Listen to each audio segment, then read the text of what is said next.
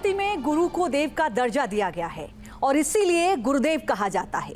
गुरु दक्षिणा को शिष्य का कर्तव्य माना जाता है। इन दिनों देश में एक ऐसे ही गुरु शिष्य और गुरु दक्षिणा की चर्चा हो रही है। वो गुरु हैं प्रसिद्ध संत और तुलसी पीठाधीश्वर जगत गुरु रामभद्राचार्य जी और उनके शिष्य हैं सेना अध्यक्ष जनरल उपेंद्र द्विवेदी। ऑपरेशन सिंदूर की सफलता के बाद सेना प्रमुख जनरल उपेंद्र द्विवेदी सपरिवार जगत गुरु रामभद्राचार्य के दर्शन करने के लिए उनके आश्रम पहुंचे थे और जब बात गुरु दक्षिणा की आई तो जगत गुरु रामभद्राचार्य जी ने आर्मी चीफ से पीओके मांग लिया। यानी जगत गुरु रामभद्राचार्य जी चाहते हैं कि पीओके से पाकिस्तान का कब्जा खत्म कर पूरे जम्मू कश्मीर में तिरंगा लहराना चाहिए। यही उनकी गुरु दक्षिणा होगी। इस वक्त हमारे साथ जगत गुरु रामभद्राचार्य जी हमारे साथ जुड़े हुए हैं। आपका बहुत स्वागत है और सबसे पहले मेरा प्रणाम स्वीकार कीजिए। आपका मंगल हो। जगत गुरु जी, सबसे पहला प्रश्न मेरा यही है कि आपने गुरु दक्षिणा में पीओके ही क्यों मांगा? जो आवश्यकता होती है वही दक्षिणा मांगी जाती है। मुझको पैसे की आवश्यकता है ही नहीं। उन्होंने मुझसे गुरु दीक्षा ली, युगल राम मंत्र की दीक्षा ली और कहा कि दक्षिणा मांगे तो मैंने कहा ठीक है जी। पीओके हमें चाहिए। कर लिया, कहा कि मेरे कार्यकाल में आप पीओके मिल। जगत गुरु जी, क्या हम आशा करें कि आपकी गुरु दक्षिणा से अखंड भारत का स्वप्न साकार होगा? निश्चित साकार हो। मैं पूर्ण विश्वस्त हूँ और मैं ही भारत का एक ऐसा आचार्य हूँ जिसने अपने लिए कुछ नहीं मांगा, मांगा संपूर्ण देश की।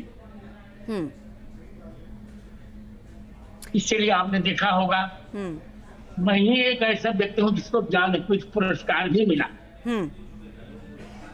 पद्म विभूषण तो मुझे पहले मिल चुका था। मैं चाहता हूँ कि कश्मीर से कन्याकुमारी तक, गंगा सागर से गोमुख तक हमारा भारत अखंड रहे।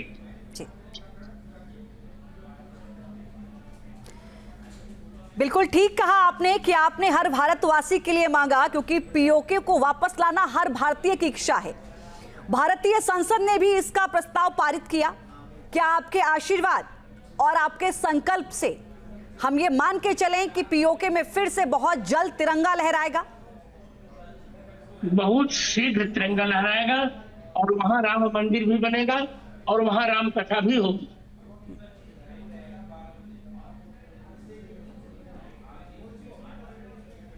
मैं तो चाह ही रहा हूं। क्या कोई अंतिम सीमा जगत गुरु की तरफ से ये तय कर दी गई है कि पीओके इस वक्त तक भारत में आ जाएगा, पाकिस्तान का कब्जा खत्म हो जाएगा? 2 वर्ष। 2 वर्ष।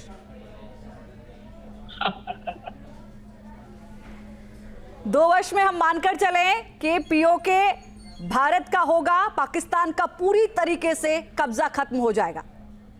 बिल्कुल मानकर चलिए। इसीलिए मैंने 3 हनुमान महायज्ञ किए, 1008 कुंड के। प्रत्येक यज्ञ में मैंने 1,51,00,000 के हनुमान जी की आहुति जलाई, क्योंकि मुझे विश्वास है कि जब हनुमान जी सीता जी को लौटा सकते हैं वो हमारे कश्मीर की भूमि को भी लौटा सकते हैं। बिल्कुल। और लक्षण दिखने लगे जी। और ये कहा भी जाता है, लक्षण दिखने लगे जी, ये कहा भी जाता है कि यज्ञ की आहुतियां कभी व्यर्थ नहीं जाती। अब तो देखिए, अब मोदी जी भी बयान देने लगे हैं, कल रक्षा मंत्री ने भी बयान दे दिया। धीरे धीरे उसी प्रकार वातावरण बन रहा है और भारतीय सेना का मनोबल भी उसी ओर जा रहा है जी। इसीलिए मैं जनरल द्विवेदी जी से यही गुरु दक्षिणा मांगी। उनको मैंने युगल राम मंत्र की दीक्षा दी, जो दीक्षा देकर सीता जी ने हनुमान जी को लंका विजय करवाई थी। और हमारी तीनों सेनाएं अब तैयार हैं किसी न किसी दिन पीओके हमें मिलकर रहेगा। आपने सेना का जिक्र किया तो मैं कहना चाहती हूं कि ऑपरेशन सिंदूर में भारतीय सेना ने पराक्रम का नया अध्याय लिखा है। पाकिस्तान और पीओके में आतंकी ठिकानों को ध्वस्त किया और फिर से पाकिस्तानी सेना को ऐसी चोट दी है जिसे शायद वो कभी नहीं भुला सकेगी। क्या आपको लगता है कि अब पाकिस्तान ने सबक सीख लिया?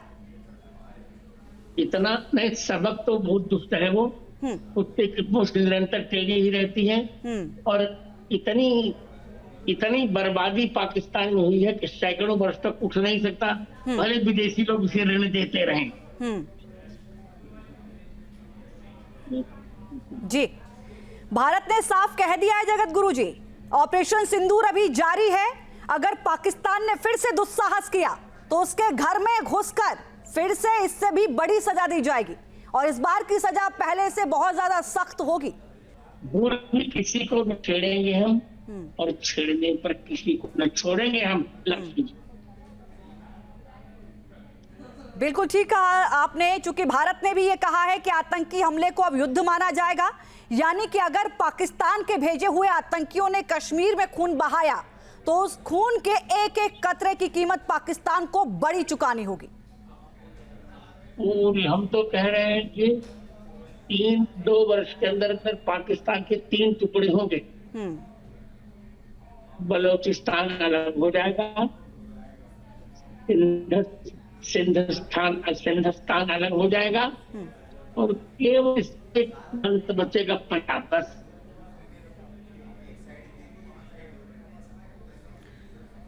पीएम मोदी ने कहा है, आपके मित्र हैं, उन्होंने कहा है कि उनकी रगों से गर्म सिंदूर बहता है। अब क्या इस गर्म सिंदूर की आंच से पाकिस्तान घबरा गया है? पूरा घबराया हुआ है। और आप देखिए सिंध जल का समझौता भी हमने स्थगित रखा है। ये तो पानी के बिना भी मरेगा, दाने के बिना भी मरेगा।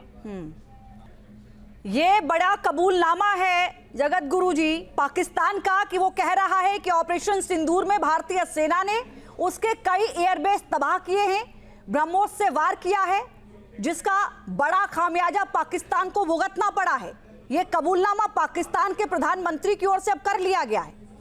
ये बताता है कि पाकिस्तान को समझ में आ गया नए भारत की क्या ताकत है। निश्चित समझ में आ गया है। 1998 में हमने पोखरण में परमाणु परीक्षण किया था। तब से पूरे विश्व ने हमारी पारमाणविक शक्ति को जान लिया और इस बार पाकिस्तान को अपनी पारमाणविक शक्ति पर बहुत भरोसा था और सब सपना रह गया, चूर चूर हो गया। हमारे धर्मों ने पाकिस्तान में हाहाकार मचा दिया। जी, अभी आपने भी कहा कि छेड़ोगे तो छोड़ेंगे नहीं। नए भारत की नीति है कि हम छेड़ते नहीं है, लेकिन अगर आप छेड़ोगे तो आपको छोड़ा नहीं जाएगा, मिट्टी में मिलाकर दम लिया जाएगा। क्या हमारा नापाक पड़ोसी मुल्क ये बात अब समझ गया? अब वो समझे पर हम समझते हैं, इसलिए हम तो यही कहेंगे कि जो रण हमें प्रचारे को सीखे निकाल के हो, अब हम दंड देकर ही रहे। तो हमारे साथ जुड़े थे जगत गुरु रामभद्राचार्य जी। पीओके को लेकर साफ तौर पर कह दिया है कि सिर्फ 2 साल का समय सीमा है।